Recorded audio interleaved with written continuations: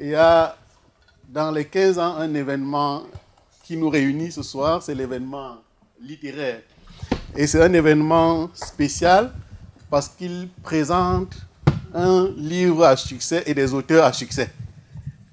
Le livre est intitulé « Au-delà de la frontière ». J'hésite à prononcer le premier titre parce que je ne sais pas si je vais rater la langue. Je vais quand même essayer. « Ret Samadhi ». Au-delà de la frontière. Le livre est écrit par Madame Gitanjali Shri. Il est traduit du hindi en français par Madame Annie Monto. C'est un livre particulier à la fois du fait des autrices, du fait de son lieu d'écriture et aussi du fait de son rayonnement. Relativement aux autrices, ce sont des anciennes fellows et c'est tout un honneur pour nous de vous accueillir. Le livre, ce sont des anciens fellows de cet institut avec une production littéraire et artistique de très haute facture. Fellow de la promotion 2010-2011, Gitanjali Shri a produit plusieurs ouvrages traduits en plusieurs langues et a collaboré à l'écriture des pièces de théâtre avec une troupe de Delhi, Vivadi, dont elle est membre fondatrice. Elle voyage fréquemment pour participer à des résidences, des conférences, des séminaires et des ateliers dans le monde entier. Bienvenue. Annie Monto, qui a traduit le livre du hindi en français, est linguiste et autrice d'une centaine d'articles. Elle est fellow de la promotion 2015-2016. J'espère ne pas me tromper sur ce coin-là. Elle s'inspire de la théorie des opérations énonciatives pour traiter des phénomènes de science, de particules discursives, ainsi que de la typologie fonctionnaliste pour ce qui est de la morphosyntaxe. En ce qui concerne le lieu d'écriture, le livre a été écrit pour partie ici à l'Institut et pour partie à la maison Julien Gracq. J'ai vu passer le directeur tout à l'heure. Merci beaucoup. Pour ce qui est du rayonnement, le livre a reçu 2 prix en 2022. Celui de l'International Booker Prize pour l'ouvrage en hindi et celui de la traduction de l'INALCO pour la traduction d'Annie Monto. Je peux me permettre de dire félicitations.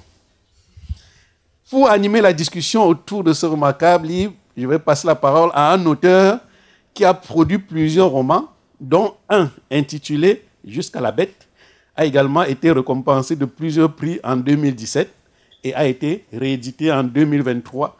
On a autour de la table que des gagnants des prix. Je souhaite restituer la parole et aller humblement m'asseoir pour écouter. Bonne soirée.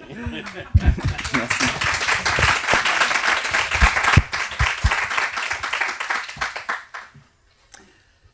Bonsoir à tout le monde et bienvenue donc à cette rencontre entre Gitanjali Shri et Annie Monto. J'avais prévu aussi une présentation, mais je ne vais pas vous imposer une seconde présentation de Gitanjali et d'Annie. Mais je voulais commencer à dire quelques mots de ce texte, Ret Samadhi, Au-delà de la frontière, qui est donc le 5e roman de Gitanjali Shri, qui a été donc traduit en français par Annie Monto. Donc c'est un texte riche, c'est un texte dense, à la forme aussi surprenante que la narration, avec des fils narratifs qui s'entremêlent, qui s'entrecroisent, qui se superposent, et un rythme qui va s'accélérer, qui va ralentir, avec parfois un texte qui emprunte à la poésie, à la philosophie, à l'histoire de la littérature indienne, et qui va aussi être très contemporain sur l'Inde actuelle. Donc c'est un texte qui peut être drôle également, qui flirte parfois avec le conte, avec également une forme de réalisme magique, dans laquelle des corbeaux se mettent à parler, dans laquelle on entend la perspective d'une paire de tennis Reebok, dans laquelle on voit aussi la perspective l'encadrement d'une porte, donc très original. Alors au cœur de cette histoire, qui est divisée en 3 chapitres, c'est le personnage de maman, d'une matriarche de 80 ans, qui, lorsque s'ouvre ce livre, est assise sur son lit. On la voit de dos. Elle est immobile chez son fils. Elle est déprimée par la mort de son mari et on sent qu'elle attend la fin. Et puis la deuxième partie du livre va offrir un réveil inattendu. Elle part, après une fugue, elle part habiter chez sa fille. Et on sent qu'elle revit, notamment, et qu'elle rajeunit à mesure que les pages se tournent. Et elle va notamment débuter une relation d'amitié qui est aussi étrange qu'étonnante avec le Rosie Reza, un hijra, un personnage transgenre dans le texte. Et puis la troisième partie va nous présenter une sorte de voyage pèlerinage de la mère et de la fille qui vont partir au-delà de la frontière vers le Pakistan voisin.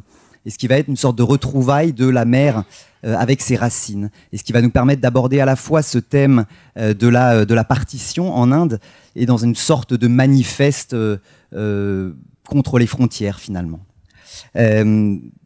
Alors justement, je voulais commencer ma première question, enfin. Pour Gitanjali, je sais que c'est une question difficile et c'est une question. It's a difficult question and it's a question that you maybe don't necessarily like to answer, but I'd like to know what maybe is the starting point of this novel. How can you let us know how the writing started and how the construction of this novel happened?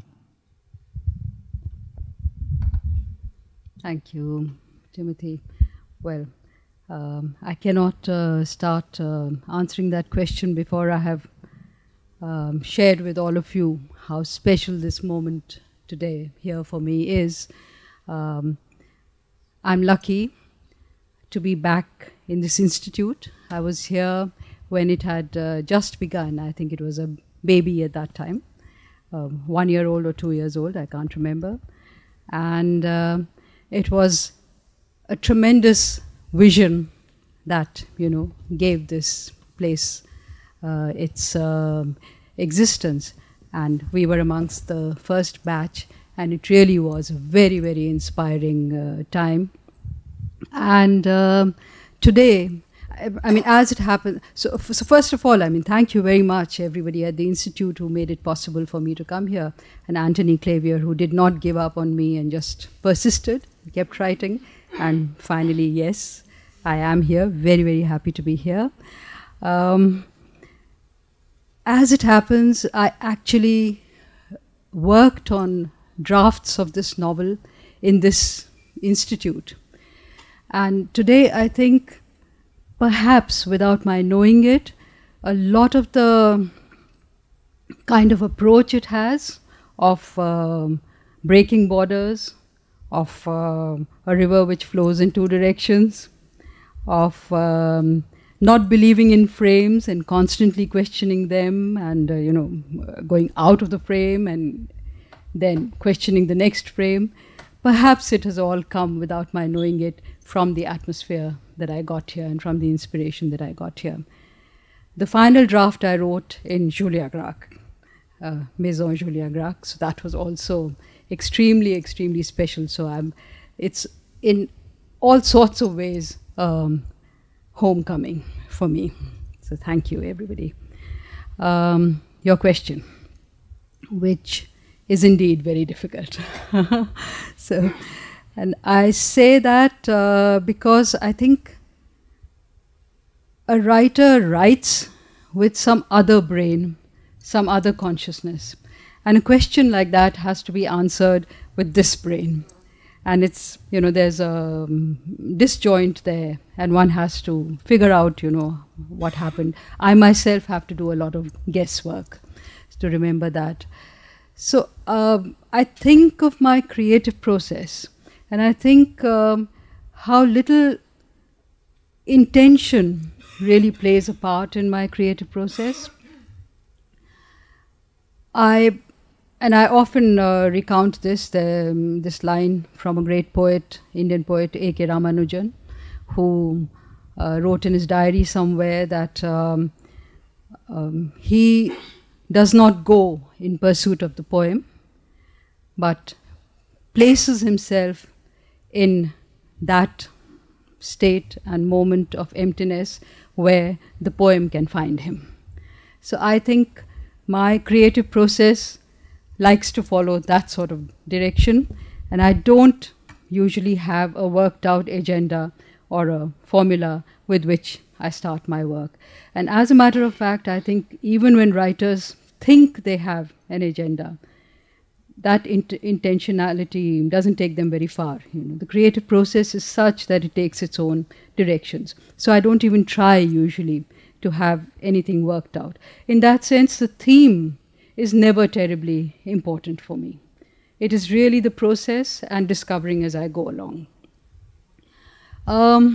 The other thing I find about the way I've been writing in the last so many years, the other thing I find is that I'm not searching for huge, big truths. I'm really actually focusing on something very immediate, very daily, very humdrum. And it's somehow the desire to look closely, differently, or re-look at a lot of things that we are passing by or taking for granted, which makes me stop at small little things around me. So the trigger usually comes from something very small, and I just follow it. And for me also, it's a great discovery that that small thing is not just small and finished where it begins. It actually gets linked to all sorts of things. So in this particular novel, the trigger I got was the back of an elderly person.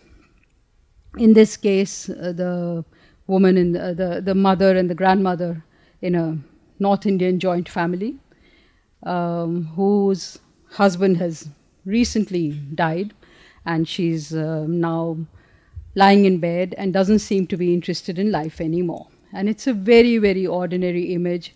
Everybody recognizes an elderly person of that kind who looks like they've had all they had to from life, and it's time now for them also to pass on. So she is lying there bedridden and turns her back on the family, which keeps trying to, get her up and get her interested in life again. And in that process, she, turns her back and seems to be pushing into the wall, which is, which looks like she wants to just bury herself alive and be done with it. So for me, this was the image which stayed with me, haunted me, and at some point started, other stirrings in me. Because was this woman turning her back to life, or was she turning her back to this particular segment of life or part of her life? And was she pushing into the wall for it to be all over, or was she boring a hole through the wall to come out on the other side and reinvent herself and have another innings? So this stirring is what kept me going, and at some point the pen took over. And again, I'll just end with this quotation from a great Indian musician who is Ustad Ali Akbar Khan, who plays the sarod, which is a string instrument, and he's extremely wonderful. He's a genius. And he used to say that when I start, I play the sarod, and after some time, the sarod plays me. And I think that is the magical moment in creativity, which you will certainly understand. And that is the moment one is trying to get to. And when that moment comes, you can, now it's happening. And that is how the book proceeded and became many, many things, which perhaps in the course of further conversation, perhaps those things will come out. Thank you. Annie Montaut, vous êtes linguiste, vous êtes spécialiste de la littérature indienne. J'aurais aimé savoir quelles étaient vos impressions de lectrice lorsque vous avez lu ce texte pour la première fois. Est-ce que vous pouvez nous en parler un petit peu? Et d'ailleurs, dans ce texte, on voit une référence directe à votre travail. Vous apparaissez, il y a une scène où vous apparaissez. Oui, j'ai essayé de demander à l'éditrice de la supprimer. Elle n'a pas voulu. je vous dis comme Gitanjali a dit tout à l'heure, un merci très appuyé pour m'avoir invité. Je corrige, je me permets, on n'est pas deux autrices. Il y a une autrice, une traductrice. On n'est pas du tout sur le même plan. Et le processus qu'elle a décrit, le traducteur, s'il veut suivre, il est obligé d'en avoir un entièrement différent. Parce que c'est pas la plume qui le dirige. Hein. Lui, il va entrer dans ce monde qui est très très particulier, dont elle va vous reparler pendant toute notre discussion. Et c'est naturellement, ça finit par devenir un acte créateur, parce qu'on est dans une autre langue. Il faut la tordre de manière à produire quelque chose d'aussi désarçonnant, il faut bien dire. Le public indiephone a été désarçonné par l'écriture qui est extrêmement novatrice. Donc il faut faire la même chose. Quand je l'ai lu, elle me l'a passé, il sortait de l'éditeur indien, c'était Jaipur Festival, et je le lis direct en rentrant en France. Et je me dis, waouh, c'est quoi ce truc? Je comprenais rien, hein, on ne comprend pas grand-chose dans le tout début, où ça va. Effectivement, il n'y a pas d'agenda. Et par contre, immédiatement, on est embarqué dans une aventure d'écriture. Moi, ça me plaît, je suis sensible à ça. Je connais des lecteurs, c'est physiologiquement insupportable, donc qui ont lâché le bouquin au bout de 10 pages en se disant... Et moi, ça m'a enchanté du début jusqu'à la fin. Et plus ça va, il y a une dimension de suspense. Hein, on a beau être infiniment séduit, c'était mon cas, par le travail d'écriture, les acrobaties de la langue, qui sont des choses d'émotion aussi, mais de virtuosité aussi. On ne peut pas s'empêcher de lire un roman avec l'histoire des personnages qu'on comprend qu'à la toute fin. Et ça, en tout cas, pour répondre en un mot à votre question, immédiatement, je me suis dit, c'est un livre énorme.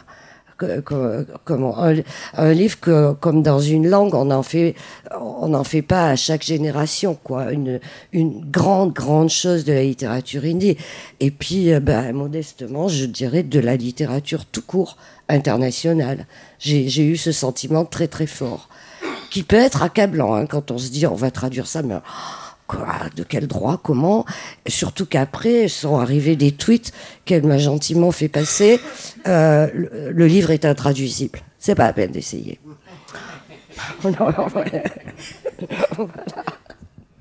Alors justement, pour revenir à ça, le livre est intraduisible. Vous l'avez traduit. Donc ce livre avec justement Je suis pas la seule. Hein. Non, vous n'êtes pas la seule, mais vous êtes là aujourd'hui. Ouais. Est-ce que vous pouvez nous parler un petit peu du travail de traduction de ce livre, notamment des choix que vous avez fait assez forts de laisser de nombreux termes en hindi dans le livre, la langue qui s'accélère avec parfois des listes de mots qui résonnent, des sons, des onomatopées, des allitérations, etc. Comment vous avez travaillé ce texte-là? Comment vous avez traduit ce texte-là?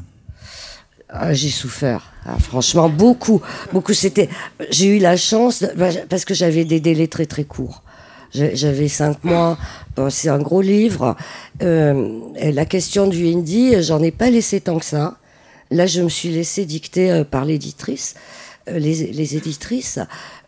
Si vous lisez la version anglaise, il y en a beaucoup plus, parce que la version anglaise, elle s'adresse aussi, peut-être surtout, je sais pas, au public indien, pour qui c'est connu, et puis même, je pense, les anglophones, que ce soit aux États-Unis ou en Angleterre, ils sont beaucoup plus habitués à certains termes hindi, parce qu'il y a une diaspora importante avec les restos, la musique et tout ça qu'on n'a pas ici en France. Donc, en fait, il y en a peut-être trop, mais il y en a pas tant que en anglais. Alors le reste, oui, j'ai essayé de tout garder dans la mesure où j'ai pu, parce que beaucoup des effets, c'est vraiment pas un mot que je devrais employer, ça c'est absolument jamais pour faire effet, mais en tout cas de ce qui apparaît comme une variation stylistique importante,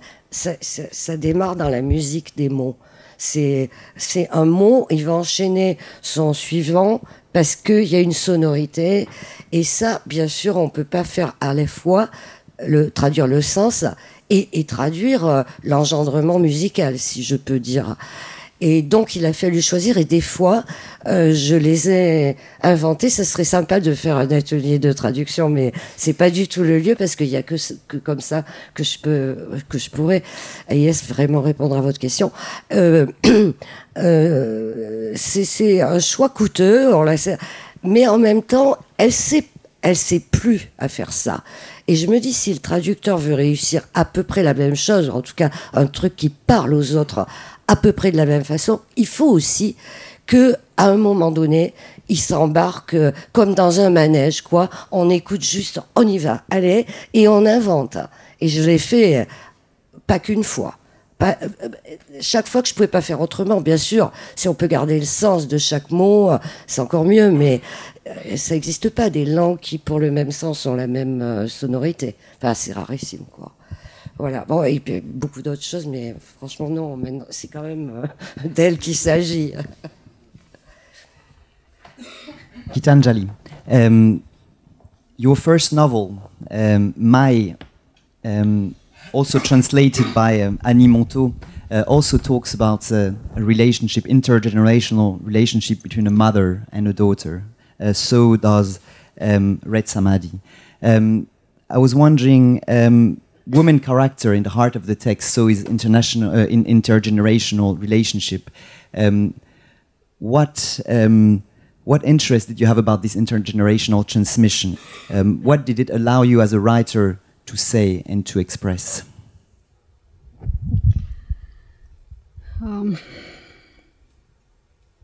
First of all, I think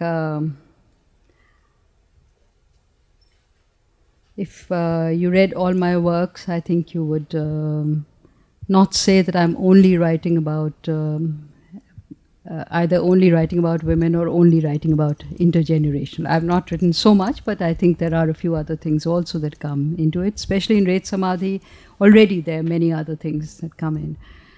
But I'll just refer back to I think I made that point already, that nothing for me is a small thing. You know, there's nothing like small and big and local and global and, you know, a mundane and epic. I think they're all very close together.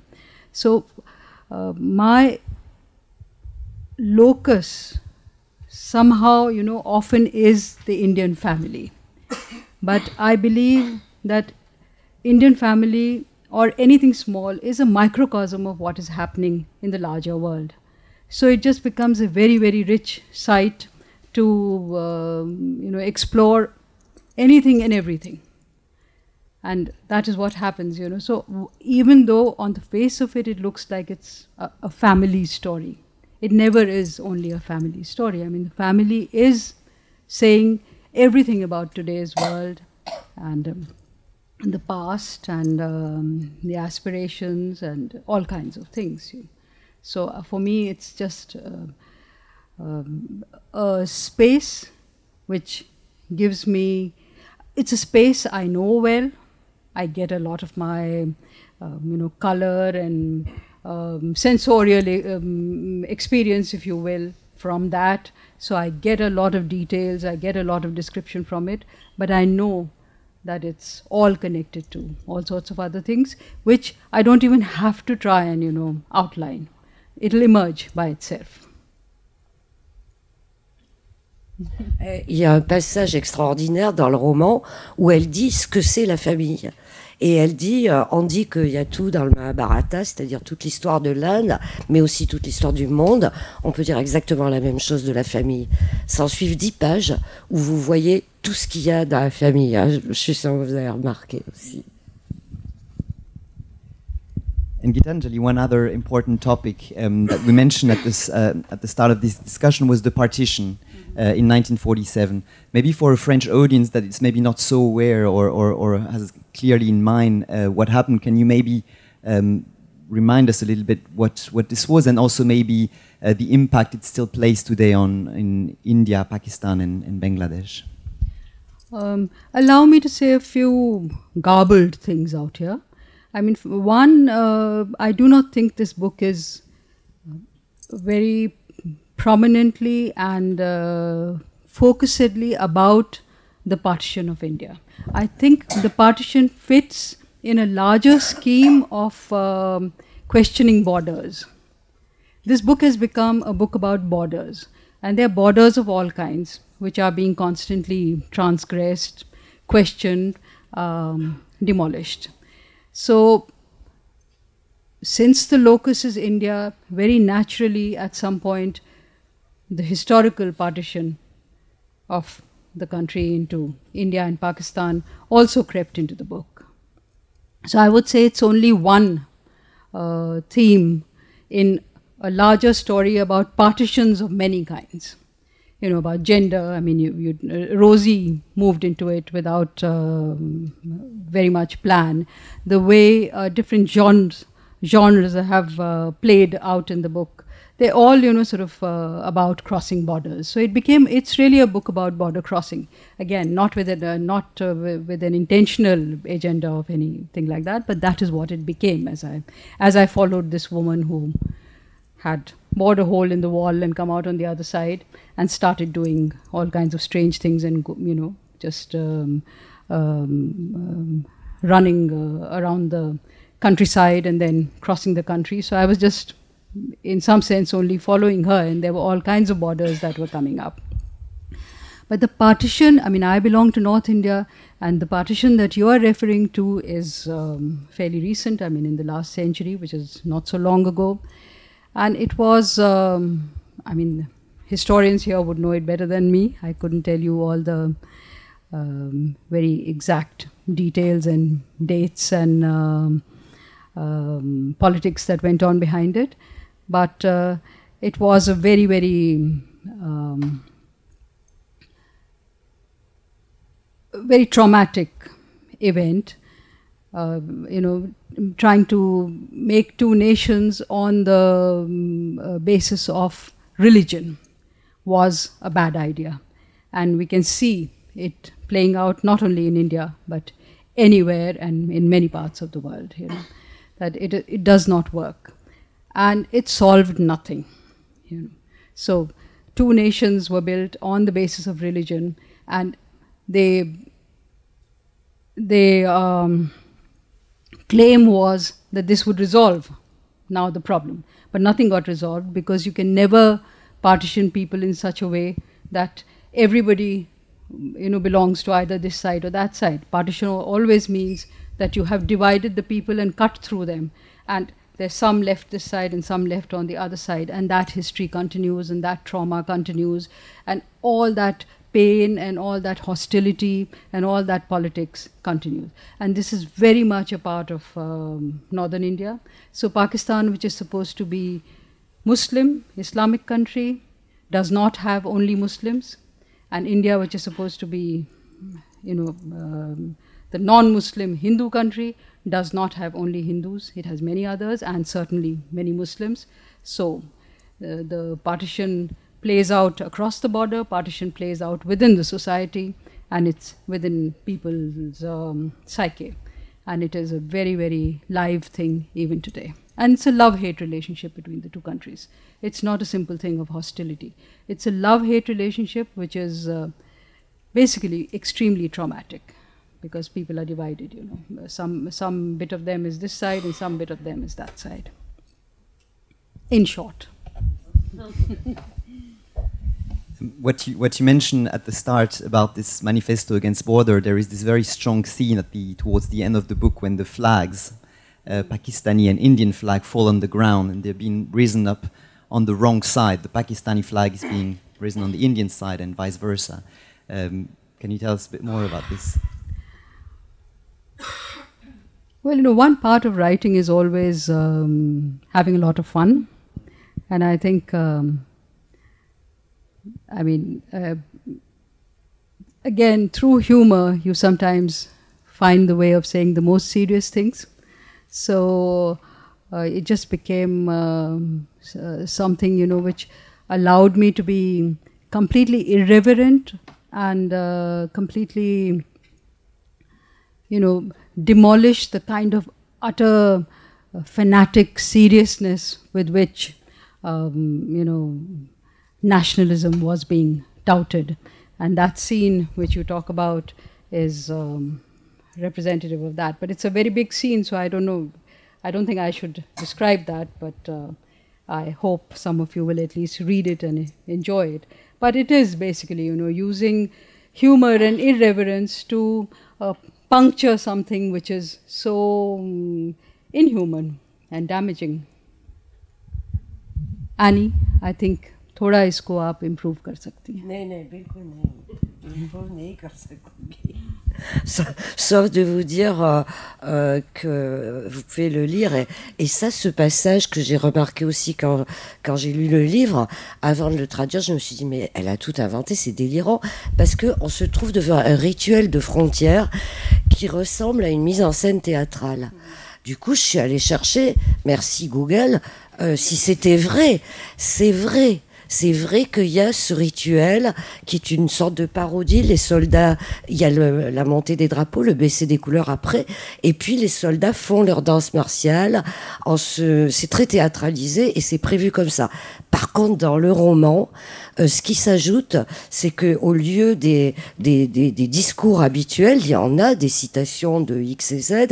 Elle a mis en scène des écrivains en chair et en os qui sont les écrivains de la partition. C'est une catégorie importante. Aujourd'hui encore, on les lit. Et ces personnes disent leur colère, leur douleur, des fois leur révolte, des fois leur incompréhension. Et outre les écrivains, elle fait intervenir comme personnage un héros d'un écrivain très très connu en Inde qui s'appelle Manto. Et ce type est un fou. C'est une histoire assez courte de l'auteur Manto, pakistanais à la suite de la partition. Il décrit un fou dont l'asile d'aliéné doit être partagé. Le type, il sait évidemment pas de quel côté il est. Ça finit très très mal pour lui dans la nouvelle. Et chez Gitanjali, ça finit tout aussi mal, mais il fait un numéro de voltige aérienne. C'est lui qui emmêle les fils, les câbles des drapeaux, et c'est lui qui est à l'origine finalement de cette confusion des couleurs qui fait que il y en a un qui tombe du mauvais côté et l'autre. Donc c'est quand même une invention complètement personnelle, mais qui se greffe sur un rituel qui s'y prête énormément. J'étais sidérée. Vous allez vous-même, vous cherchez Vaga, vous assistez à ça, c'est quand même stupéfiant. After requesting Annie to improve my answer, I'm stepping in and perhaps spoiling it. But no, I'm just remembering, it's very strange how this scene came into my novel, again without intention. So, but I happened to go to this particular border at some point with my husband and friends, and it is, like Annie has already told you, it's a very strange ritual that they have every day where for a little while they open the gates, and there are these, what are they called, guards, from both sides, who are, it's all about how they look. So if one is 6 feet 7 inches, the other must look 6 feet 8 inches. So then this one will put a feather kind of thing in his cap to make it 6 feet 9 inches. So they're trying that. Then one is kicking his foot up when they do that strange martial dance. One kicks his foot up this much, then the other one has to do that much. So so it's actually a parody, and it's very funny. And it would be ridiculous, if you just left it at that. But the way the audience responds on both sides is what makes it sinister. Because you see how jingoistic they get, and how much, in Hindi it is Zindabad and Murdabad, so sort of death to the other side, and, hooray this side. So the kind of, war cries that go up from this side and that side, it's sinister. So something which could be ridiculous and something which could be like, just a ritual that they do every day, after which they can shake hands and have a cup of tea or have a beer together, does not remain anything like that. It really becomes something very ugly and horrible. So I remember, this was a little personal experience, I was sitting there and watching the audience, how they were behaving, how they were going completely hysterical, and hearing the cries from the other side. And it made me really feel ashamed of being what I am, being of these people, being where I am. And I remember I just sort of, my head kept sinking lower and lower. I mean, we were all feeling very depressed, but I'm talking of my own experience. And my head kept sinking lower and lower, and I think my eyes were also getting wet. And at that point, I started remembering lots of writers who did not believe in the partition, who were forever, in this tragedy of, is that our side or is this our side? And they started, sort of just flitting in my head. And of course, the absurdity of the road, sort of just which the same road, it's called the Grand Trunk Road. So it's this side and it's that side. And the sky, which is this side and it's that side. And the birds, which can fly without a visa from this side to that side. So these slightly absurd and maybe childish ideas were flitting around. And at some point when I was writing the book, these things crept in, and I think quite a funny, absurd, but very meaningful scene got constructed or created. Yeah. Gitanjali, behind the poetry of the language or the wittiness of the book, as you just mentioned, it covers some sort of quite current sort of political or irreverent topics, like what we've discussed, the partition, women, women rights, gender right, for example, religious minorities, nationalism or anti-nationalism. I'm wondering how the reception of the book was in India, if it triggered any debates. That question, especially, I put it in relation with, for example, what happened to Arundhati Roy a few days ago, where she was threatened to be sentenced after a sentence she pronounced, 10 years ago about against the independence of Kashmir. So I'm wondering, what the reaction was, and if yes. I usually don't speak about this because I feel, why should I speak for the people who have not recognized the book? But today I will speak about it. It was never recognized by the government. It was as if they had never heard about me or had never heard about any award called the International Booker Award, and it was absolutely not noticed by them, which was a very, very noisy silence. So everybody noted that, and lots of journalists talked about that. But whenever I was questioned about that, I would say, ask the people who have, not noted it. Why are you asking me to tell you their reasons? I will not speak about it. The point is that even if that was happening, that officially I was not being recognized at all, the people and everybody, I mean, it's just so amazing. I still don't know what's happened. The way they were responding was so amazing that who cares about this official recognition? And lots of people, my friends started joking and said, well, get your speech ready. You're going to have to say thank you to the establishment. And I was thinking up brilliant lines about how in 2 lines I would say thank you, but also say something which is, like really make the point and criticize. But I never got the chance. And in some ways, I think it's an award that I didn't have to do that. Thank you. But the people were really, really responsive. And the reason was, of course, I mean, there was also this reason that there's such a lot of hype about an international award and the Booker Award and so on. So there was certainly that hype. But I think it was also that it was a great moment for Hindi. It was a great moment. It was the first time that Hindi, in fact, first time that a South Asian language had been so recognized. So it was a great moment for them. It was a great moment of confidence. And, in remote areas, in schools, there were young people just felt that it freed them.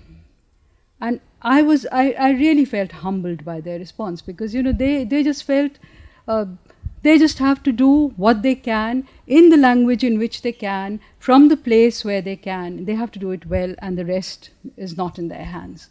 And I thought giving by default anybody that kind of confidence, having played a role in that, is a huge reward. And I really, really was grateful for that. So I had a great response from all around. Remembering again another little detail, I was in London when all this happened, and then I stayed on for certain events. And there was all this going on in the country, and I was actually feeling very bad, because I thought this is a moment to be in the country. But I had to finish these earlier commitments, and I was there. And when I went back, the press was waiting to come to the airport to immediately sort of mob me. And my publisher told me this, and I said, no, I mean, no question. I've not sort of won the cricket World Cup or something. This is not that kind of race. Okay, I mean, it's a nice award, and it's recognition. And but I'm not the whatever. I mean, I've not won the World Cup, and there are thousands of other writers, and we can't have this kind of a nonsensical drama and thing. And I said, I'm not going to tell anybody which day I'm coming back. So I didn't go. But the press was, I mean, I didn't tell anybody. But the press was waiting to just mob me. And now, I mean, this I just remembered, so I'm sharing with you. So I had this kind of response all around. But what happens when you are suddenly in the limelight? Then you're also, what's it called? You're suddenly on the radar, and everyone's watching. And especially if the establishment has, for whatever reason, decided not to look at you, then they're also waiting to find things to be able to say, to be able to nab you in some sense. And that is never difficult. You would know as a writer, and everybody here knows, that if you decide to nab somebody, you can find something anywhere and everywhere. It's completely made up, it's completely arbitrary. So there were one or two incidents of that kind with me, where it looked like it could get out of hand, but it didn't. But there's a huge difference between Arundhati Roy and me. Arundhati Roy is an activist. From the word go, she's an activist.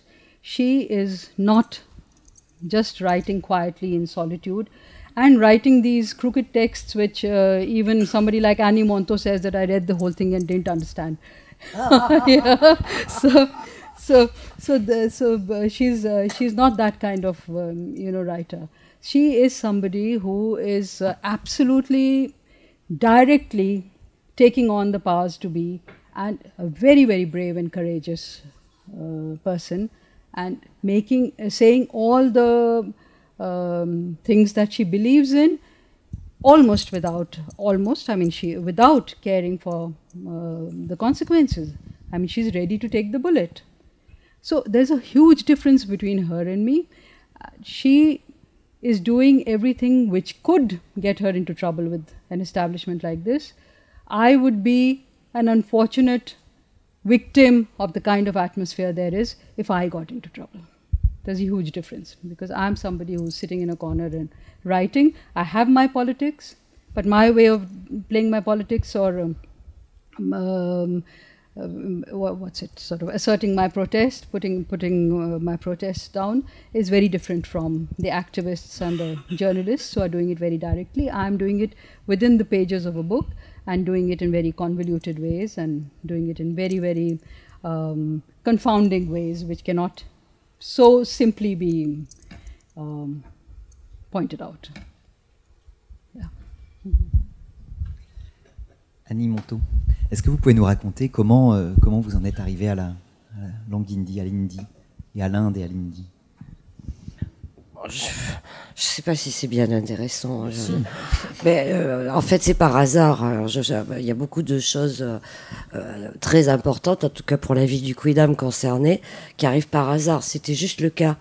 J'ai été postée en Inde, et je pensais rester un contrat, et puis apprendre le sanskrit, parce que comme ça fait bien. Moi, j'avais fait des études de lettres classiques complètement régulières, et on pense au sanskrit quand on pense à l'Inde, le noble culturellement. Puis j'ai pas trouvé, et par contre, je voulais quand même aussi me débrouiller au marché. J'ai donc appris le hindi. Je savais rien sur ce pays. Et puis j'ai eu la chance d'être immédiatement intégrée par des amis qui parlaient anglais, mais qui n'étaient pas anglophones dans leur quotidien.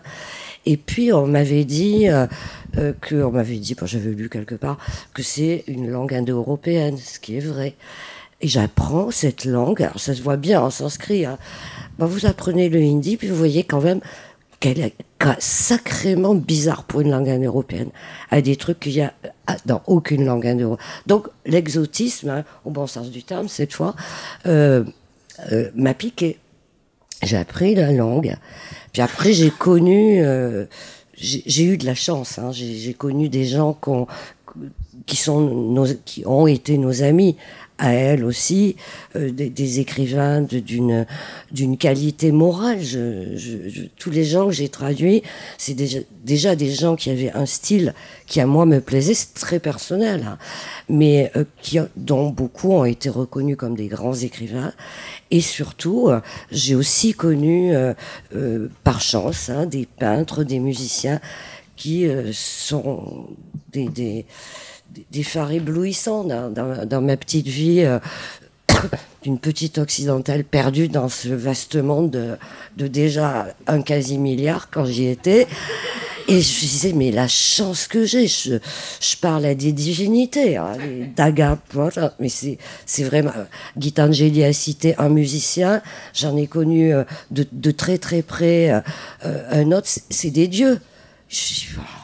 C'est le minimum que je puisse faire, d'essayer de réfléchir ça en faisant mieux connaître moi c'est les mots, je ne suis bonne qu'à ça, de faire passer au lecteur de ma culture linguistique un petit quelque chose de ça. Et voilà comment j'ai persévéré. J'étais pas jeune, hein. J'avais déjà 30 ans, donc personne va apprendre une langue comme ça à 30 ans. On fait ça à 18 ans. Mais bon, c'était un challenge, comme on peut dire. Et une passion, hein, faut dire, à cause des gens. Alors là, je fais pas du tout partie de ceux qui vous disent qu'ils aiment l'Inde sans les Indiens. Voilà, pas du tout. Voilà, il y a de tout, comme vous le verrez dans ce livre, des trucs horripilants, des trucs insupportables, très douloureux, mais globalement, en tout cas, moi, je sais que j'aurais pas rencontré l'équivalent de cette qualité artistique tous azimuts, danseur, musicien, peintre, en France, parce que je suis pas née dans le berceau qu'il fallait, dans la tradition familiale qu'il fallait. Là, j'avais rien de tout ça. Donc, un très, très grand merci aux amis indiens. J'oublie pas, tant que j'y suis, les activistes, dont un est écrivain, que j'ai traduit, bien entendu, qui s'occupe de l'eau, Anupam Mishra, qui a été fellow ici, et que certains d'entre vous ont sûrement connu. Et voilà, ça, c'est des personnes et des œuvres aussi qui vont éclairer votre vie longtemps, je pense. Voilà. Et je crois que vous avez beaucoup travaillé sur les littératures indiennes non anglophones. Qu'est-ce qui, selon vous, fait leur particularité? Et Gitanjali Shri, comment se place-t-elle dans tout ça? Moi, j'ai travaillé que sur le hindi, hein, je tiens à préciser. Il y en a quand même beaucoup d'autres grandes langues, plus de 20, 23. Et puis, il y a toutes les langues qui sont pas des grandes, les langues mineures, que je connais peut-être leur grammaire, mais je peux vraiment pas dire que je les connais. Et c'est une question tellement compliquée que je vais laisser à ma voisine le soin d'y répondre, parce qu'elle engage aussi des positions de pouvoir. Hein. Moi, personnellement, je n'ai eu à éprouver que c'est pas du tout une volonté hégémonique, ça se passe pas comme une volonté, mais c'est la situation. on traduit du hindi, c'est pratiquement comme un patois. Les éditeurs, ils veulent que des œuvres traduites de l'anglais parce que déjà ils peuvent lire l'original, et surtout l'original a eu un article dans la New York Review of Books ou London Review of Books, et il y a vraiment un clivage énorme qui est de nature, qui est de l'ordre du pouvoir. Après, le même sentiment est évidemment ressenti par les gens qui éprouvent le hindi comme un impérialisme linguistique. C'est vrai aussi pour certaines langues, hein. J'espère que je ne choque pas Gitanjali. Vous parlez à un écrivain qui est d'une langue du Sud, même une grande, il va vous dire ça. Hein, l'ennemi numéro 1, c'est pas l'anglais. Je caricature énormément, bien entendu, personne va dire l'ennemi numéro 1, mais je caricature parce que c'est dans nos pays monolingues, on n'a pas l'habitude de ce type de rapport. Et en tant que traductrice, je me suis beaucoup heurtée à ça. Personne ne vous demande de traduire un livre du hindi. Jamais, jamais. Peut-être bengali, parce qu'il y a eu Tagore. Peut-être demain hindi, parce qu'il y a eu Gitanjali. Ça, c'est l'espoir que tout le monde a. Mais jamais on m'a demandé. On fait toujours du porte-à-porte. On est toujours en train de supplier de tendre notre bol. Voilà. Et ça n'arrive pas quand on traduit de l'anglais. Comment ça s'est passé d'ailleurs la rencontre avec la maison d'édition, la maison des femmes? J'y suis pour rien. C'est pour la première fois, c'est un agent littéraire qui suivait une douzaine d'auteurs, ceux qui étaient présents dans je ne sais plus quelles circonstances, dans ce Jaipur Literary Festival, et c'est l'éditeur qui a trouvé. Il y en avait deux qui se disputaient le dernier livre de Gitanjali. J'ai pas su quel était le deuxième, et c'est comme ça que ça s'est passé. C'est le seul livre où j'ai pas moi-même dû faire la chasse. Donc je réponds pas à votre question. Gitanjali, going back to what Annie said about the language, I think, if I'm not mistaken, you were educated in English, but you decide to write in Hindi. Is it because you feel more comfortable with that language? Is it more of a political statement?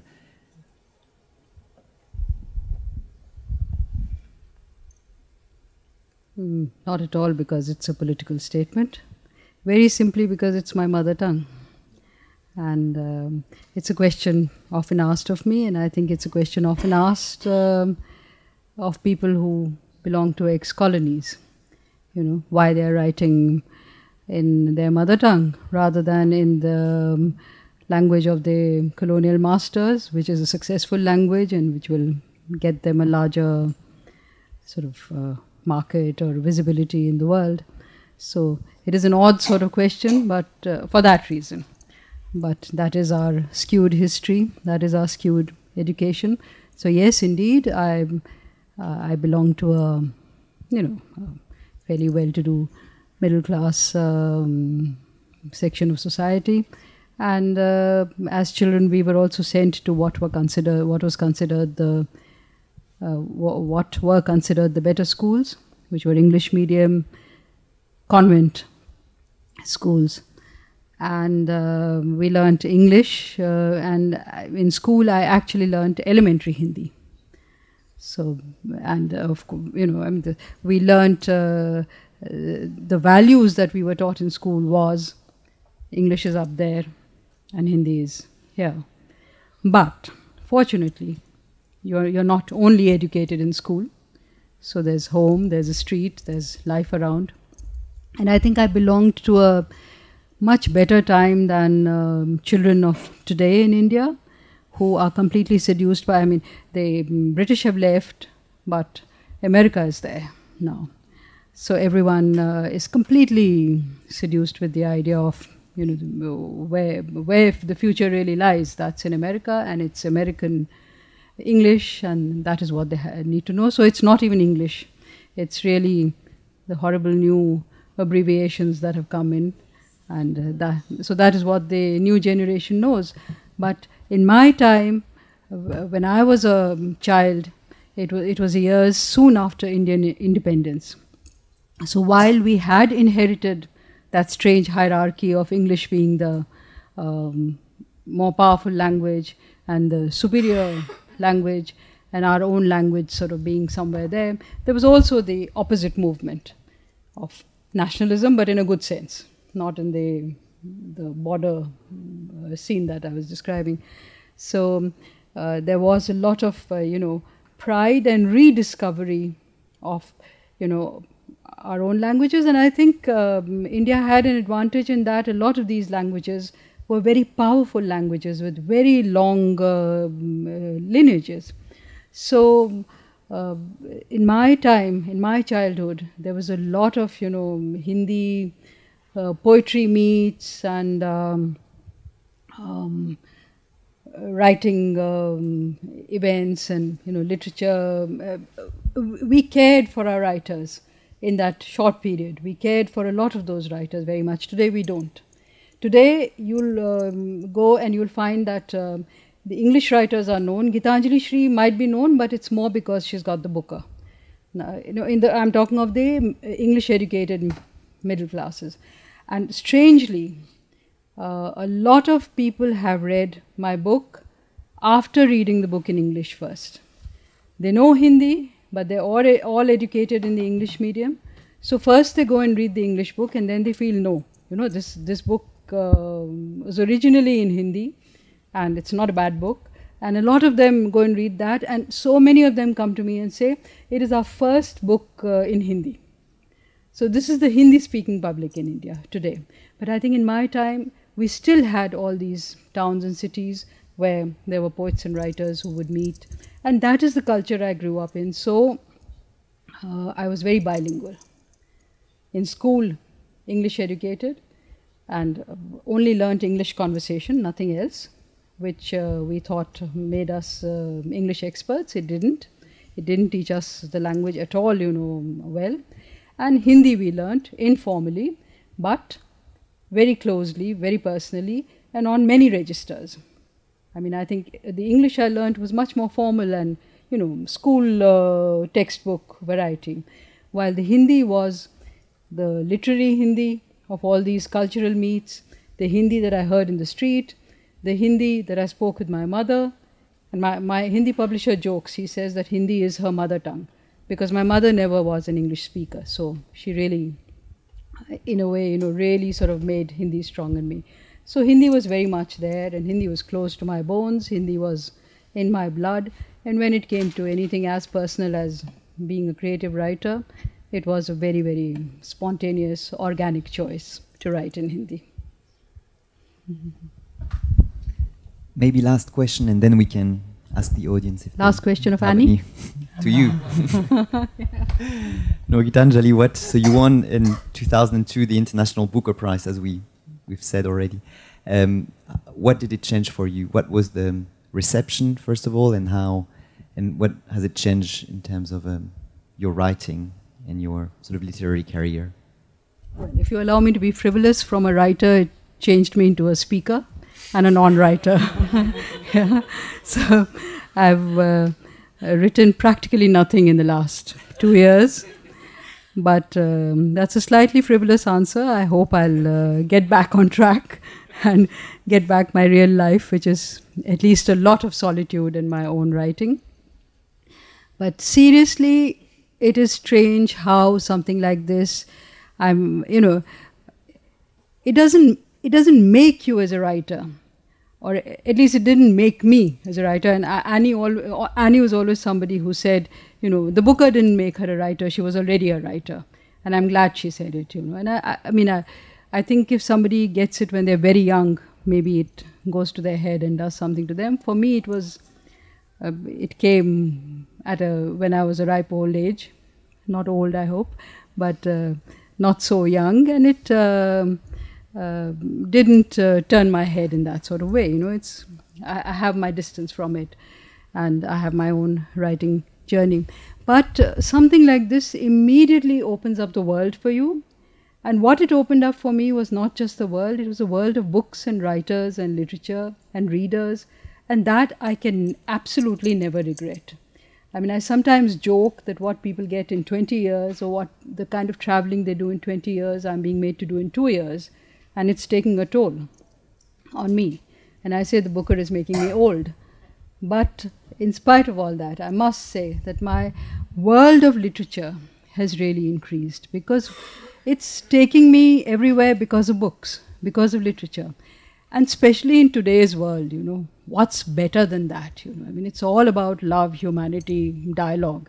It's absolutely the antithesis of the other world that has come into being, you know, which is riven with all kinds of very ugly things and violence and partitions.